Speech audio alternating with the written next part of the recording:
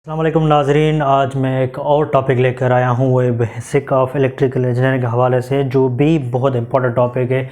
हमारा टॉपिक है कैपेसिटर। हम इसमें पढ़ेंगे व्हाट इज़ कैपेसिटर, कैपेसिटर क्या होता है और किस तरह ये काम करता है, किस तरह ये एनर्जी स्टोर करता है। अब कैपेसिटर की डेफिनेशन है कि it is device which stores electrical energy in a very small amount of time. एक थोड़े टाइम के लिए इलेक्ट्रिकल एनर्जी अपने पास स्टोर करता है, उसके बाद ये वही इलेक्ट्रिकल एनर्जी जो स्टोर करता है वो रिलीज़ कर देता है। जब इसमें हम वोल्टेज इसको प्रोवाइड करते हैं या जब इसको हम सप्लाई दे रहे होते हैं, उसके लम्हे ये कब जो है इलेक्ट्रिसिटी स्टोर करता है। जैसे ही वो हम इलेक्ट्रिसिटी वो कट ऑफ करते हैं, चंद मोमेंट के बाद, चंद लम्हे के बाद, ये वही इलेक्ट्रिसिटी जो हम इसको दे रहे होते हैं वो चंद लम्हे के बाद वो जो अपने पास जो इसकी स्टोर होती है वो खारिज कर देता है, क्योंकि उसके आगे एक डिवाइस कनेक्टेड होती है। उस डिवाइस को चंद सेकंड के बाद, चंद सेकंड में उसको डिवाइस को वो लाइव रखता है तब तक जब तक उसके बाद इलेक्ट्रिसिटी उसमें स्टोर हुई हो। वो तमाम स्मॉल अमाउंट के लिए वो अपने पास स्टोर करता है।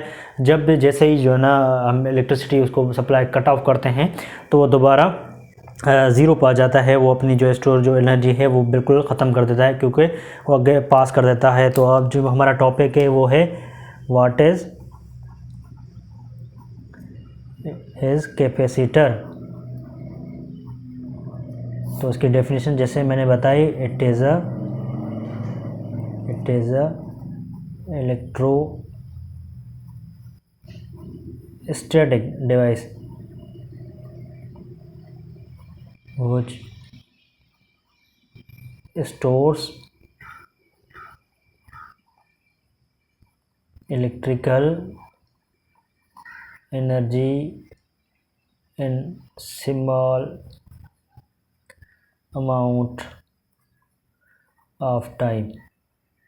इसमें दो चीज़ें हैं जो समझनी है। एक तो मैंने ये चीज़ जो लिखी कि इलेक्ट्रिक स्टैटिक डिवाइस, दूसरा small amount of time. Electrostatic device इसीलिए मैंने यहाँ पर लिखी क्योंकि ये डिवाइस रोटेट नहीं कर रही होती। जिस तरह हमारा मोटर, जनरेटर ये रोटेट कर रहा होता है, लेकिन ये जो डिवाइस है हमारी इलेक्ट्रोस्टैटिक डिवाइस है, ये एक जगह पे लगी होती है। इसमें कोई ऐसा फंक्शन नहीं है कि ये रोटेट कर रही हो या कुछ कर रहा हो, या जिस तरह मोटर है या हमारा जनरेटर है काम कर रहा हो।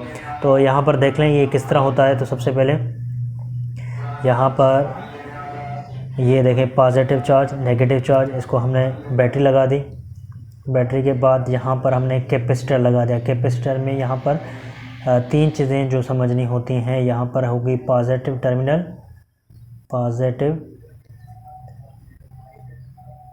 टर्मिनल, उसके बाद यहाँ पर आ गई आपकी नेगेटिव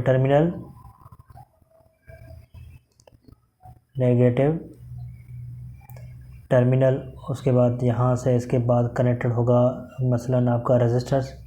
ज़ाहिर हर कनेक्ट के बाद रेजिस्टेंस होता है। यहाँ पर एक हम लैंप कनेक्ट कर देते हैं और ये नेगेटिव आपकी, सॉरी यहाँ पर इसको डायरेक्ट कर देते हैं। तो ये आपकी नेगेटिव, यहाँ आपकी लैंप हो गई, ये आपकी लैंप हो गई, ये रेजिस्टेंस आपका हो गया, और ये इसका बीच वाला है जो है वो ये मीडियम होता है, कोई भी इसके अंदर मीडियम लगा होता है। अभी जैसे यहाँ से पॉजिटिव चार्ज होते हैं, जिसकी दो इसमें प्लेट होती हैं, एक पॉजिटिव प्लेट, एक नेगेटिव प्लेट। जो पॉजिटिव यहाँ से चार्ज जा रही होती हैं वो पॉजिटिव आपकी प्लेट में कनेक्ट होती हैं। जो नेगेटिव चार्ज होती हैं वो नेगेटिव यहाँ पर नेगेटिव प्लेट में कनेक्ट हो रही होती हैं। जिससे ये इलेक्ट्रिसिटी यहाँ से मूव कर रही होती है, कंटिन्यूसली मूव कर रही होती है, और इसको जो कैपेसिटर है हमारे कैपेसिटर को चार्ज कर रही होती हैं। इसमें दो प्लेट लगे होते हैं, एक नेगेटिव एक दो है पॉजिटिव प्लेट।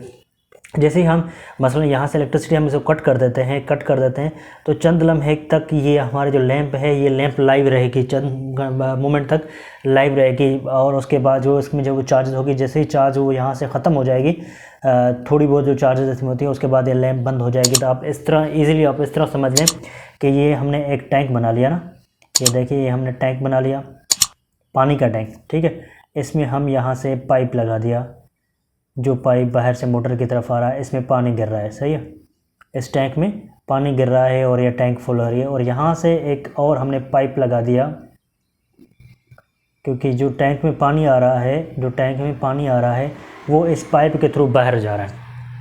अब यहाँ से एक पानी आ रहा है और इस टैंक के थ्रू पानी जा रहा है। आप देख लें जैसे ही पानी आएगा तो इसमें आहिस्ता आहिस्ता ये फिल होते जाएगी और नीचे से ये पानी यहाँ से गिरता रहेगा।